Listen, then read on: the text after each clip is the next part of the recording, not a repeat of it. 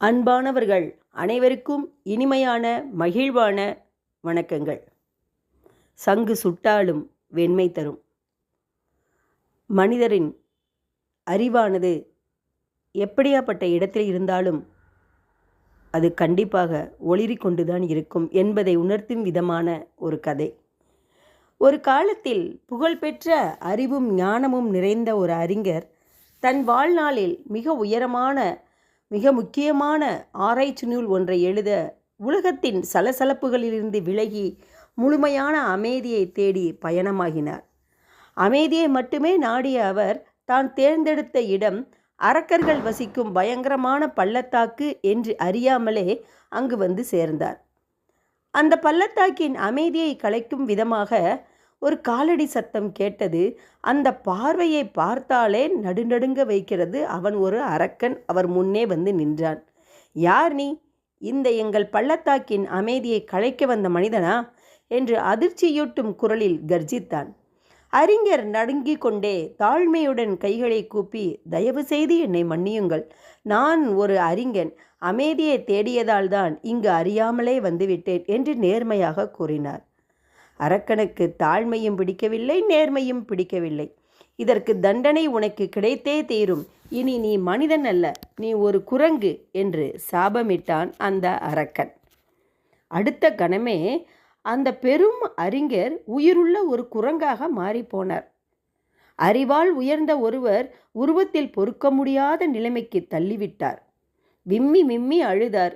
ஒரு மரத்திலிருந்து மற்றொரு இடத்துக்கு தாவினார். குரங்குகளைப் போலவே பழங்களை தின்று உயிர் வாழ்ந்தார். ஒரு புதிய திருப்பம்.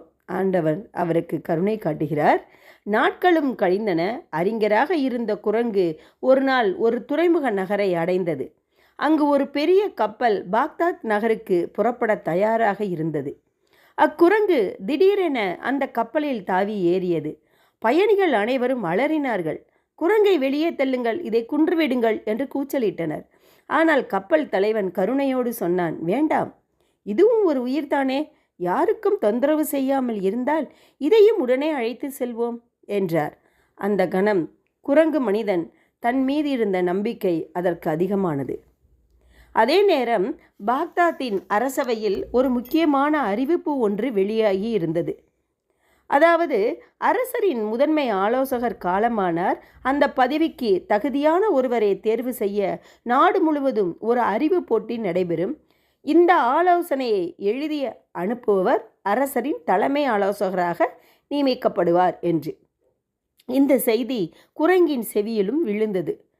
நான் என் அறிவை சோதிக்க வேண்டும் என்று தீர்மானித்த குரங்கு ஒரு ஆழமான தெளிவான அரசியல் நீதி ஆலோசனையை எழுதி அனுப்பியது. அதை பார்த்தவர்கள் சிரித்தார்கள். அட, இந்த குரங்கு ஆலோசகராக போகிறதாம் என்று கேலி பேசினார்கள். ஆனால் அந்த செய்தி அரசரின் முன் சென்றபோது அரசர் அதை வாசித்ததும் அதிர்ந்து போனார். இவ்வளவு தெளிவான, மக்களையும் நாட்டையும் காக்கும் ஆழமான சிந்தனை எந்த மனிதனுக்கும் கூட இருந்ததில்லை என்று அந்த குரங்கை நேர்முக தேர்வுக்கு அழைத்தார். அரசவையில் குரங்கு அறிஞர் என்ன செய்கிறார் என்று பார்ப்போம். அடுத்த நாள் கம்பீரமான உடை. அந்த குதிரையில் அரச கோலம், மக்கள் கூட்டம் அனைத்தையும் கடந்து அந்த குதிரை மேல் அந்த குரங்கு அரசவைக்குள் நுழைந்தது. அரசர் கேட்ட ஒவ்வொரு கேள்விக்கும் அறிவுபூர்வமான நேர்த்தியான பதில்களை வழங்கியது. அரசர் மகிழ்ச்சியில் கூறினார், இவனே என் தலைமை ஆலோசகர்கள். மந்திரிகள் அதிர்ந்தனர். ஒரு குரங்கா ஆலோசகர் என்று எதிர்த்தாலும் அரசர் தன் தீர்மானத்தில் உறுதியாக இருந்தார். அரசரின் மகள் இளவரசி மந்திரங்கள், அரக்கர்கள், சாபங்களை பற்றி ஆழமாக படித்த அறிவுள்ளவர். அவள் உணர்ந்தாள், இவர் குரங்கல்ல, இவர் ஒரு மனிதன், சாபத்தால் மாற்றப்பட்ட அறிவாளர். அவர் தன் மந்திர அறிவால் அந்த சாபத்தை உடைத்தாள். மறுகணமே குரங்கு மறைந்து அசல் மனித அறிஞர் மீண்டும் வெளிப்பட்டார். அரசர் அதிர்ந்து ஆச்சரியப்பட்டு நின்றார். அரசவையே அமைதியானது. அறிஞர் கண்ணீர் மல்க இளவரசியை வணங்கினார். அந்த நாளில் இருந்து அறிஞர்கள் பல ஆண்டுகள் பாக்தாத்தில் அரசவையில் நேர்மை, நீதி, மக்கள் நலம் எல்லாவற்றிற்கும் வழிகாட்டியாக திரிந்தார். அறிவு எந்த உருவத்திலும் இருந்தாலும் அது தகுந்த போற்றுதலையும் உயர்வையும் கண்டிப்பாக பெறும் என்பதுதான் இந்த கதையின் நீதி. அறிவு, உண்மை, நேர்மை ஆண்டவனின் கணக்கு புஸ்தகத்தில் எழுதி வைக்கப்பட்டு கொண்டே வரும். மனிதரால் தர முடியாததை ஆண்டவன் கொடுப்பான்.